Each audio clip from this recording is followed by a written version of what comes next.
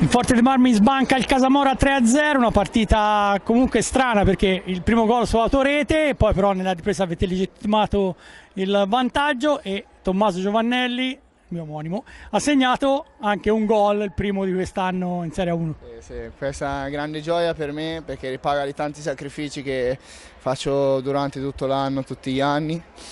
E per quanto riguarda la partita, io credo che il primo tempo, quel gol diciamo fortunoso, l'1-0, ma al secondo tempo non ci siamo adagiati sulla partita, abbiamo fatto quello che ci ha richiesto il mister per tutto l'allenamento, per tutta la settimana e anche a fine primo tempo. E credo che è andata bene perché sono questi risultati siamo riusciti a chiudere la partita.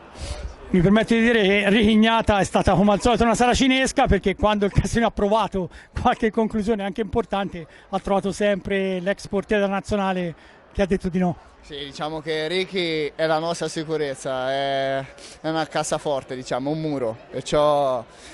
sappiamo che possiamo rischiare qualcosa anche perché abbiamo uno come Ricky Ignata in porta che ci leva tanti sassolini dalle scarpe, quando deve essere decisivo risponde sempre alla chiamata